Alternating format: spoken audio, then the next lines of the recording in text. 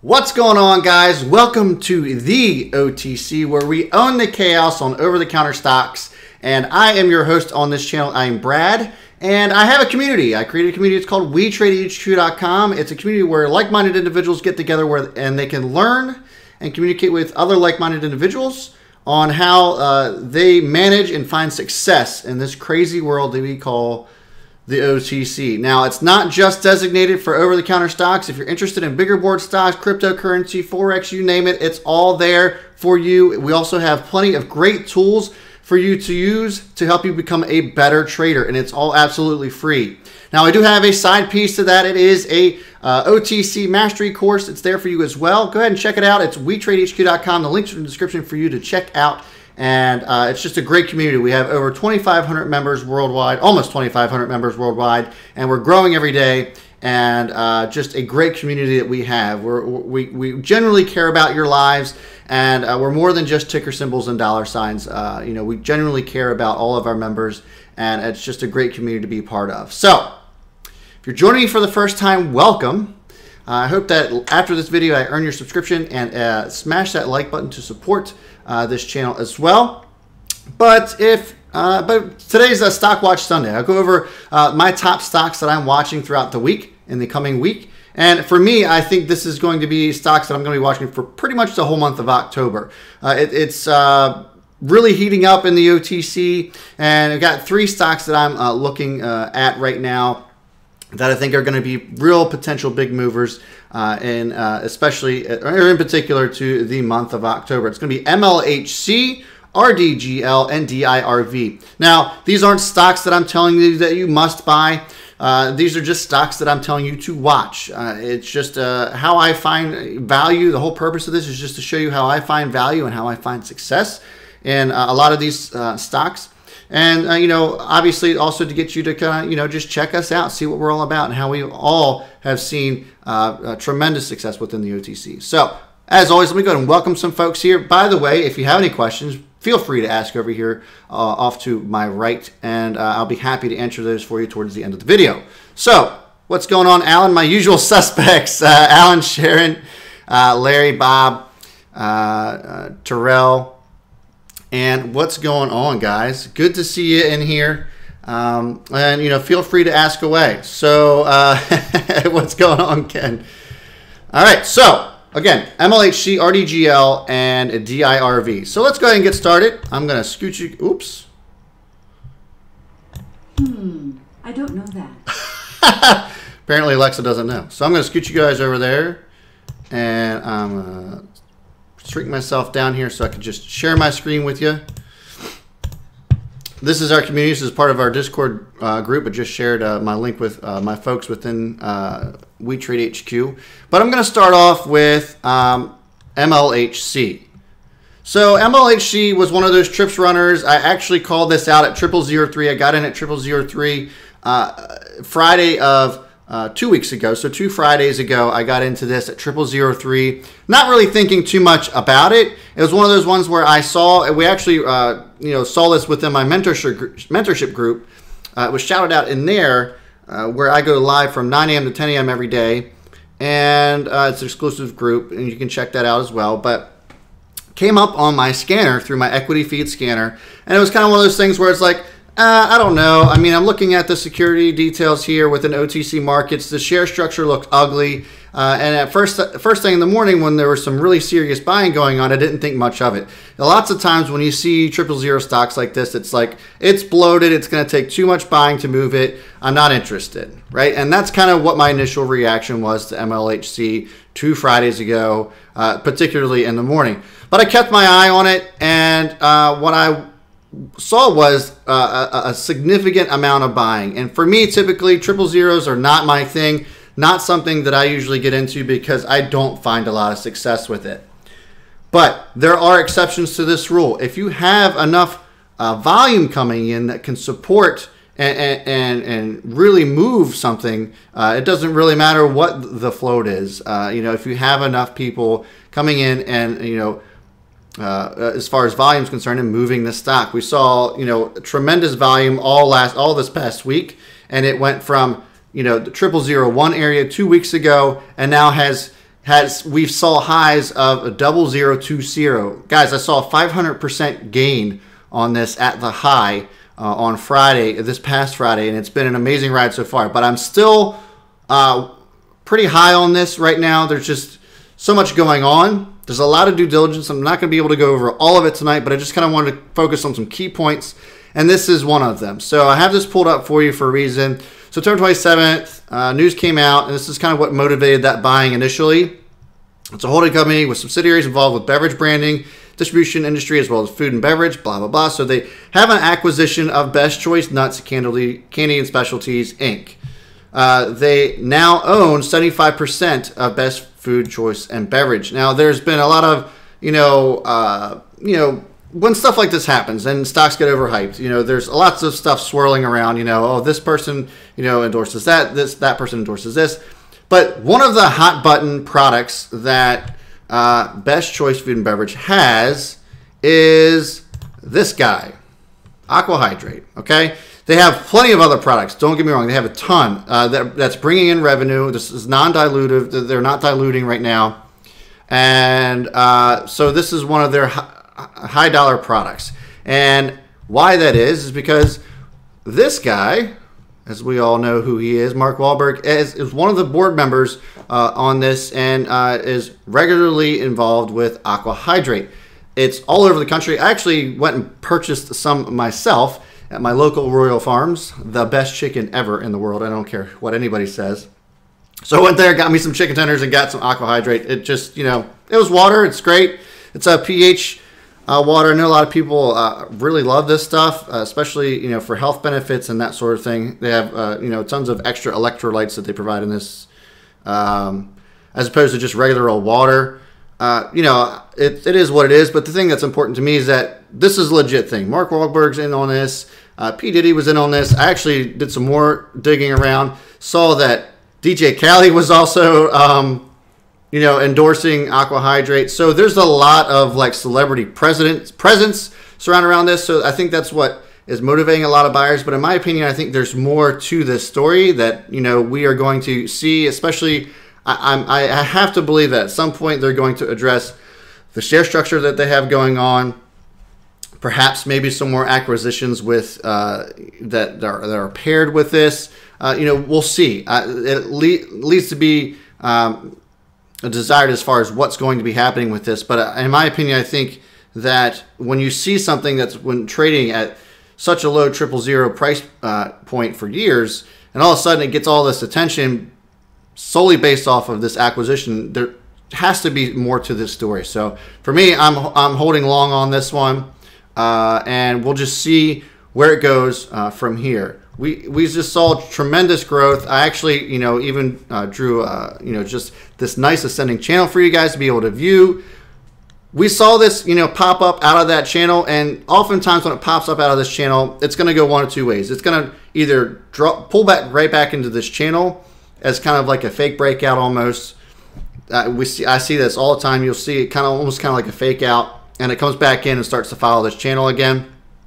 Or it'll blast off out of this channel. It'll really have a breakout. Sometimes that'll happen. And it can also go the other way. But for me, for the last week or so, it's really started, people like to tout the term stair stepper a lot. But this really is, a nice little stair stepper right in this ascending channel that I've drawn out for you guys on the hourly chart. And I just think it's a thing of beauty. We'll see. Obviously we're going to still watch to see if it's going to break out of this channel one way or the other. But in my opinion, I think it's one that just can't be ignored at this point. And MLHC, I think, is going to continue to run into the next week and perhaps coming weeks. All right, next one. RDGL. So RDGL was one, that I had on last week's Stock Watch Sunday for a lot of reasons. One of the reasons was that they were going to be not diluting their stock for a 10 trading day period. That day is coming to an end soon on 10/10. There's a lot of drama surrounded around RDGL. By the way, this resource that I'm using is WeTradeHQ, if you couldn't notice already. But you can search tickers at will and see what everybody's talking about. So that's what I'm doing here. Just going to pull up RDGL for you. Obviously, you can see what people in our community is talking about RDGL or whatever ticker that you might be interested in trading. You can also check out over here, see what people are tweeting about and whatever news has been released on it. Just a little side note there. But this was a wild and crazy day for RDGL. I mean, it just was insane. So I have it here on the hourly chart. I told my folks within my group here, in my mentorship group, that I noticed that perhaps there was a nice little accumulation channel, or sideways moving channel is what we call. And I love channels. The reason why I love channels is because you can kind of make a decision based off of whether or not it breaks out of that channel and in what direction it is. So if you're in this, you know, you have decisions to make if it breaks out of the channel one way or the other. Are you going to sell? Are you going to buy? Are you going to add to your position? Are you going to average down? You know, it all depends on, you know, what your risk tolerances are and that sort of thing. But I love being able to monitor these stocks with the use of channels if I can. And I told my folks within my mentorship group, and you can vouch, they can vouch for me that I honestly felt as if we could break past that 3-cent resistance, and it just kept bouncing and bouncing and bouncing and bouncing off of that resistance. If it finally broke through that, we could see a monster move on RDGL. And lo and behold, George Sharp, let me see if I can pull him up real quick. He, I think, maybe inadvertently caused a little bit of a stir. And he put out a tweet that, you know, they were going to be seeing, he was going to be announcing some big news, or that big news was coming, you know, and people thought that perhaps it had something to do with RDGL. Now, George did not specify that it was going to be, so here it is. So good things are happening, and I'll have major announcement later today. George Sharp has been involved. He's a consultant with RDGL. It's widely known now. So when he put this tweet out, a lot of people thought that it had something to do with RDGL. Well, it kind of didn't. And then that's what motivated buyers here. And it broke out of this channel, and it went flying right out of 3 almost to 4 cents almost instantly, really. I mean, it did not take much to get it to 4. And so the tweet came out that he's agreed to become a CEO of Guard Dog, GRDO, our old friend GRDO, that was a Bill Schaefer shell.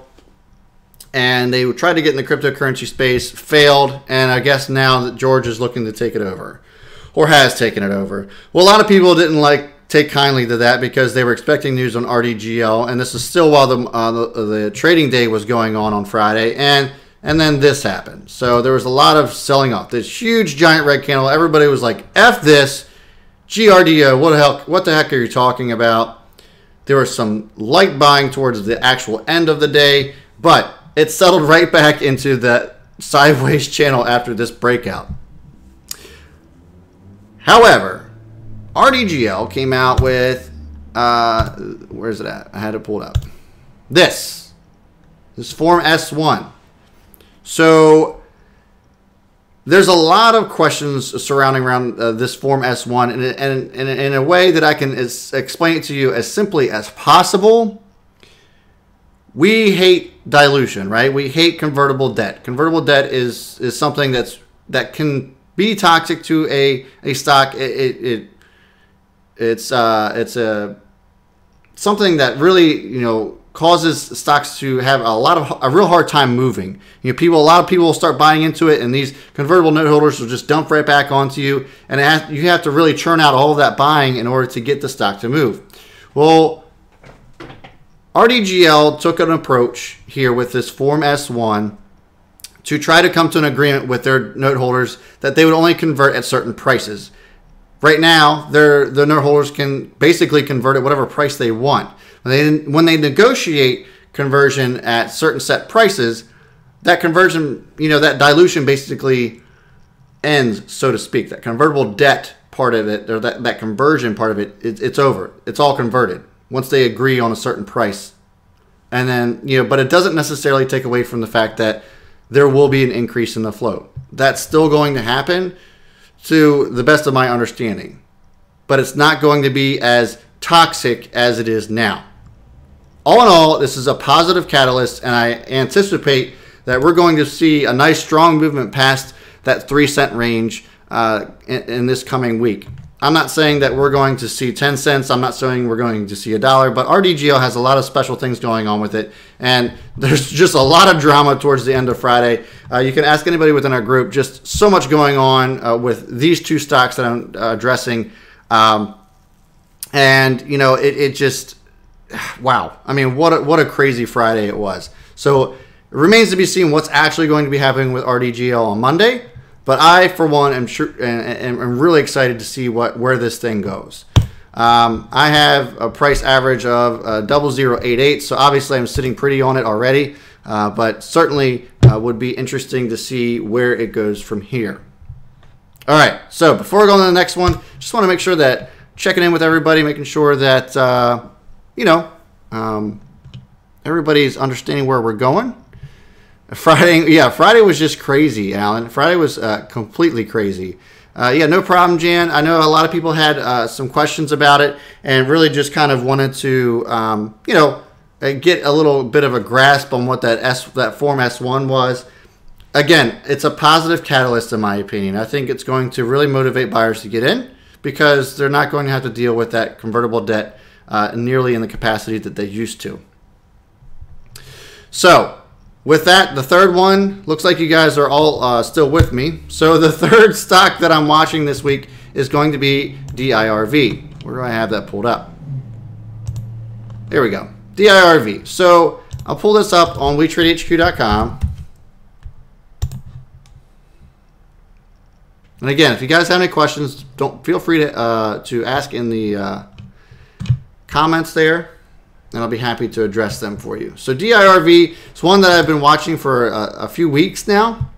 Have this on my hourly chart here again, and just kind of watching it at this point. It seems to be at a nice accumulation spot here from a technical standpoint. And I like the way this looks on the indicator. So if you guys know me, you know I like my Bollinger Bands. You also know that I like my RSI. So I'll go ahead and get that pulled up for you guys. And this is what we go over lots of times within my mentorship. We went over this with RDGL. I actually pointed out that I saw before the kind of explosion on Friday that, you know, it looked really nice within this RSI level. The Bollinger Bands were starting to squeeze. And it was, lining up in this accumulation channel. And what happens lots of times with this is that it could be an indicator that there's going to be some sort of big move. Doesn't necessarily mean the big move is going to be, up. It could be down. But if it breaks out of this channel one way or the other, perhaps we could see a nice big green move. It could be a red move. We just don't know. What all indicators are is just a way for you to monitor the stock to see where potentially it has to go from here. DIRV, from a fundamental standpoint, has lots going on with it. It's released news this past week on winning surveillance equipment installation and support for contracts in the Texas municipality that was around the Fort Worth area.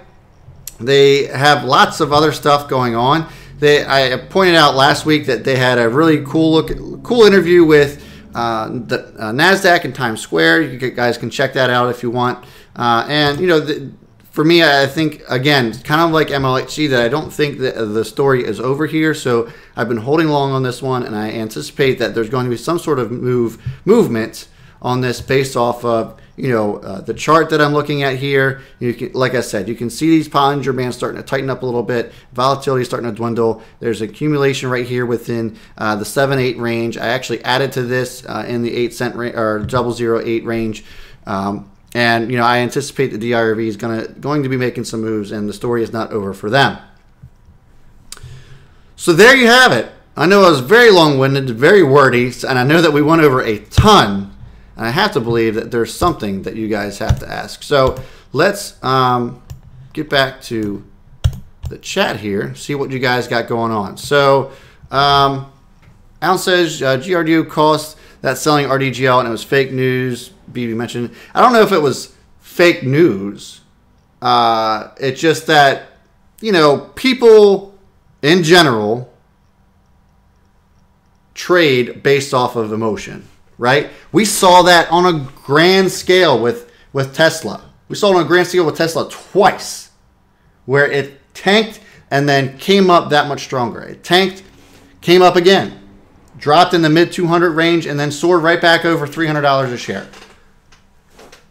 Perfect example of that was RDGL. We saw that with RDGL when George Sharp tweeted about getting in GRDO when everybody was anticipating that there was going to be news coming out with RDGL, and they sold early.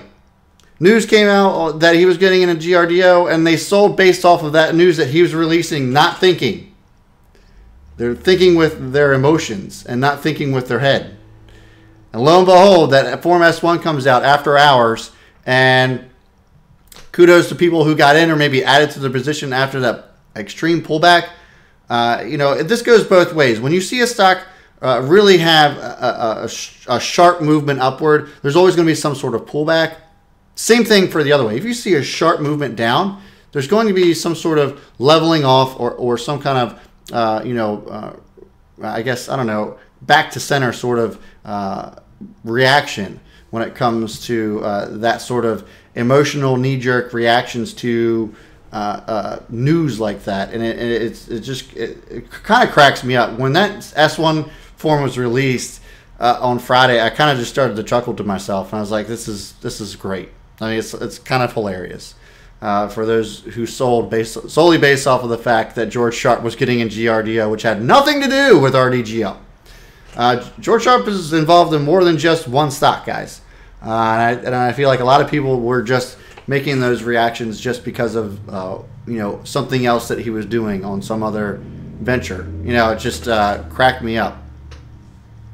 So it will be curious I guess it will be curious what Monday brings, whether it will return to the channel you pointed out or whether the sell-off will continue. I don't think the sell-off will continue. We saw at the very end of the day that there was a nice green candle at the end of the day on RDGL, and it fell right back within that channel. I don't think we're going to see the selling off, but I could be wrong. You know, again, this is all based off of my opinion. This is how I find value in stocks. It's worked out for me most of the time. Sometimes it doesn't, though. So one thing that I wanted to focus on is to make sure that you don't buy decisions based off of anybody else's opinion, and that includes my own. You know, I don't always get it right, but you know, oftentimes I do. But that's not to say that just because I'm getting into something, it doesn't mean that you should be. You know, obviously go and do your own due diligence, and if you find value in that stock, then make that play accordingly. Always have a plan, though. Always have an entry and exit plan. Always have an exit plan. I always tell people, you know, it's always so easy to buy a stock. You can buy a stock whenever you want. Making that proper exit is key there. And so we discuss that a lot within my group, especially within the mentorship group. Lots of people kind of tell me that I'm their little voice in their back of their head, or their voice of reason, because I couldn't tell you how many times people come up to me and they're like, I bought this stock and man, it's running and I don't know what to do now. I'm like, you should have known what to do before you even bought it. So always have that plan in place when it comes to making that purchase. Buying is only half of the job. You know, buying is only half of trading. You still have to know when to sell, and oftentimes that can be the hardest part. So anyway, guys, thanks for joining me on my Stock Watch Sunday. Doesn't look like we have too much more in the form of questions, so I'm going to go ahead and cut it there. Thanks for joining me tonight. Thanks for watching. If you're watching this at a later date, please check us out. It's WeTradeHQ.com. Links are in the description. I also have my comprehensive OTC mastery course, along with a complimentary or a how do I want to say that? Not complimentary, but it's an adjunction to the course as well to kind of bolster what you've learned in that course. There's a daily mentorship that I go over that I also record in case you can't make it to my live streams then. All that kind of stuff is in the links in the description below, and I encourage you to check it out. If you want $50 off of that OTC course, you can go to that link and enter WeTradeHQ, all in caps. Again, that promo code is also in the description, and you'll get $50 off that course. So, as always, guys, I thank you so much for joining me this evening. As always on my Stock Watch Sundays. And smash that like button if you learned something today, if you got something out of this video that's going to help you prepare for the week ahead. And that is it, I think. Yeah, that's all I got, guys. As always, I will see you all before the bell. And B Smith is out. Take it easy, team.